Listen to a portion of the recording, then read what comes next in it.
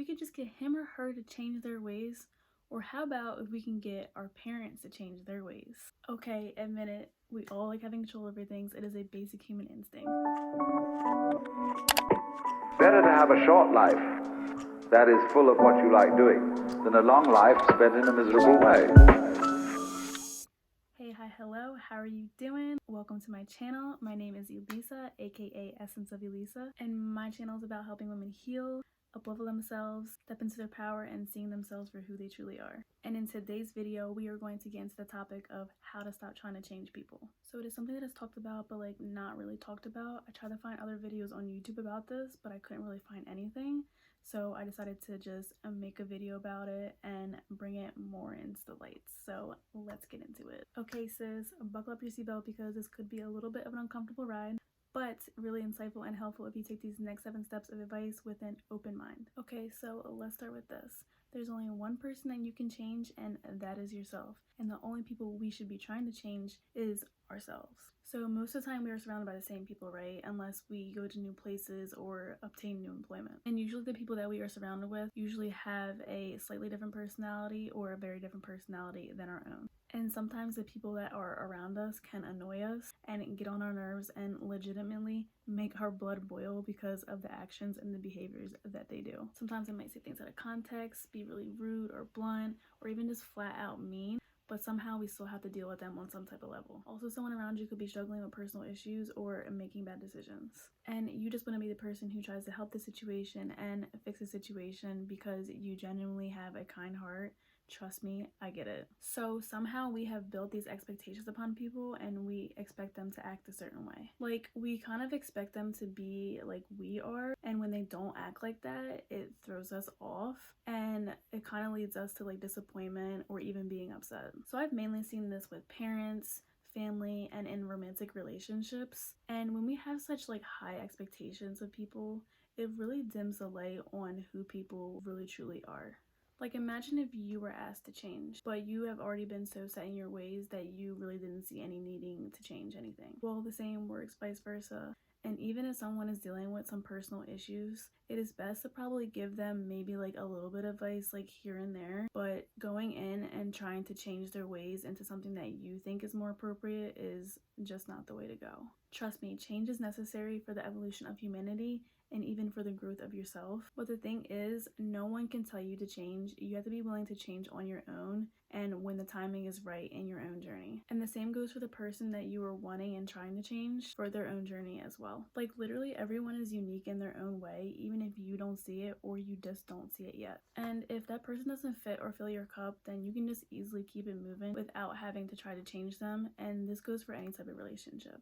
So let's get into some ways on how to stop this. So number 1 is letting go of expectations. The only way that you can have peace in your life is to let go of expectations of how you think other people should be. We need to let go of the idea of how we think that they should be and how they should act, and literally just focus on ourselves and our own happiness. And this is not anything that is selfish right here. The only thing that is selfish is trying to get someone to change and expect them to act how you think that they should act. Like, no one is perfect, and we should try to stop getting other people to be perfect for our own set of eyes. And this does not mean to let people treat you however. No. If you need to walk away from something and something is no longer serving you, then by all means walk away. But staying in a romantic relationship, for example, and begging him or her to not do something that they've always done or be a way that you expect them to be will only lead to frustration and disappointment because that other person might not feel that they need to change. So letting go of expectation is letting go of attachment and surrendering to what is. And this is something that I talk about a lot, letting go of expectation and being okay with what is, and not trying to force something that should not be forced in the first place. So number 2 is to stop comparing. So comparison is a thief of joy. If you try to compare yourself to someone else, it is going to be almost 99% of the time that they will never compare to you because they are not you. So there is no one on this planet who is the exact same. We all have individual personalities that are unique and different and all have their own flaws, and that is literally okay. Like, for example, if you try to compare your mom to someone else's mom because you think that is how your mom should act, then you'll be endlessly disappointed because your mom has her own journey and their mom has their own journey. Like, people are literally doing the best with who they are and what they know. so it is best to just accept it as that. Okay, number 3 is put yourself in their own shoes. So some people might be going through things that we just really don't know of, so we can't really be judging people from things that we see like just from the outside. Just let people be people and do what they do. And at the end of the day, I think this might be a little bit hard for some people to do. It might take some deep inner self-awareness to be able to put ourselves in someone else's shoes. But I think it is a really important way in how to go about life and also how we treat others. So number 4 is everyone is unique and individually different. We literally do not live in a utopia and everyone is the exact same. Literally everyone is unique and individually different. Some people we vibe with who are different and others we'd rather not, and both options are okay. But there's no reason to judge someone who is different from you and think that they are below you because they do not act like you, or you expect them to be like you, and when they're not, you can't associate with them because of that reason. Not everyone is going to have the same opinions as us, and that is okay to be agreeable and disagreeable. But trying to change their ways because you think it is best is just not okay. So number 5 is focusing on their goodness. What are the qualities that you like about this individual person? So focus on the positive attributes about this person. Would you really rather focus on the negative attributes about someone and be mad all the time about it? Or would you rather focus on the positive attributes about this person and actually enjoy their company? Like, why are they even in your life in the first place?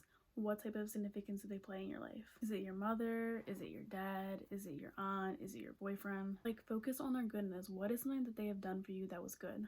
Like, what positive attributes do they play in your life? Like, just think about it and literally just learn to be grateful for that. So number 6 is be grateful for them. So when you become more grateful for things in your life, a lot of problems will not seem as important. The same goes for someone in your life that you are trying to change. If we just learn to start to be grateful for their presence, then we start to look at them in a different light versus just highlighting all their flaws. We start to realize that they are on a different path than us, and that is okay. The problems that you thought were burdensome won't be burdensome anymore. So the last and final tip is tip number 7, and that is to be compassionate, understanding, and accepting. We must learn to be accepting of other people's viewpoints and actions and look at them from a different lens. Now, I'm not talking about serious forms of bad behavior or any form of disrespect here. There is a line that needs to be drawn when it comes to certain stuff like that.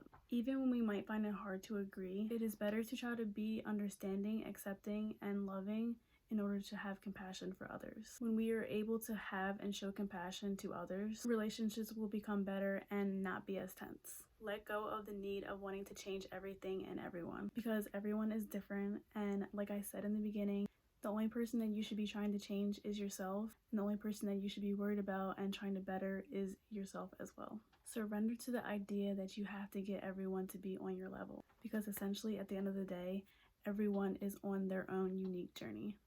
So that is it. These are the 7 steps and tips that I have for you on how to stop trying to get people to change. If you resonated with what I said, feel free to join my community by subscribing to my YouTube channel. Anything is greatly appreciated. Comment down below if you can relate to this message. I am all open ears. And thank you so much for watching. Until next time, peace, love, and light.